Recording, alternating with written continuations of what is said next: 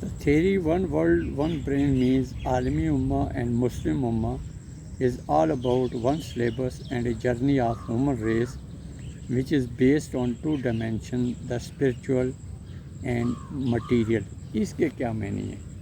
یہ پہلا سینٹینس ہے اس تھیری کا اور پریمبل ہے اور اوپننگ ہے towards the whole of the substance what it means at its entirety of the message. یہ بتانے کی کوشش ہے کہ حضرت آدم و حوا علیہ السلام کے وقت سے لے کر آج تک جتنا انسانی عقلی ارتقاء ہوا ہے اس کی دو پہلو ہیں، ایک روحانی ہے اور ایک مادی ہے. اور روحانی کا جو آخری شکل ہے وہ مسلم امہ ہے اور اسلام ہے، اور اس سے پہلے جتنے انبیاء کرام اور سلسلے ہیں وہ ایک ارتقاء ہے. اور روحانی اور اخلاقی جو ضابطہ حیات یا جو سماج کا قیام کرنا ہے انبیاء کرام کے ذرائع سے یا ان کی پیدا کردہ افراد سے، اس کی آخری شکل جو ہے وہ اسلام ہے. اس کے بعد بڑا جو دور شروع ہوتا ہے عالمی امہ کا وہ گریک فلاسفی ہے اور یونانی ادب اور فلسفہ ہے. گو اس میں جو کنٹریبیوٹنگ فیکٹرز ہیں، جو عوامل ہیں، وہ عراق اور مصر کی سومیرین اور بیبیلونین جو تہذیب ہے یا جو عناصر ہیں وہ بھی شامل ہیں.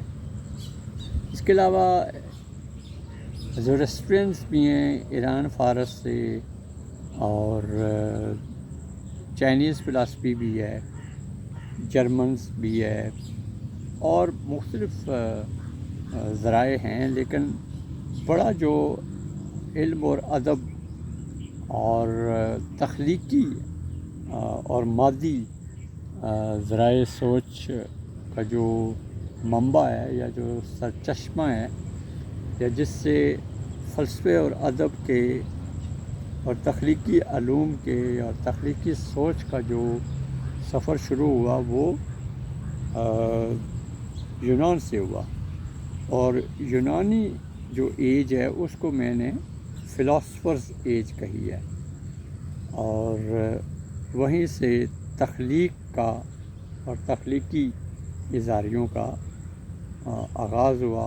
پولیٹیکل تھنکنگ بھی وہیں سے بنیاد بنی، اور عالمی امہ جو ہے وہ وہیں سے ظہور پذیر ہوتی ہے کہ کیسے جو ہے وہ فری تھنکنگ کی بنیادیں پڑی، اور جس نے مرکزہ بنایا مادے کو، اور اس پر جو غور و فکر ہوا وہ فلسفہ بعد میں سائنس اور ٹیکنالوجی کی اور ایجادات کا باعث بنا. اور جدید جتنی سائنس ہے یا ایجادات کا جو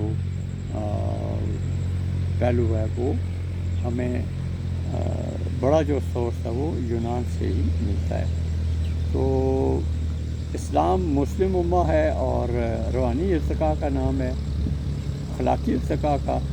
اور اس کے علاوہ جو فری تھنکنگ ہے یا فلاسفی ہے اس کا بڑا منبع یونان ہے، اور اسی بنیاد پر جو ہے وہ عالمی امہ کی بنیادیں ہیں.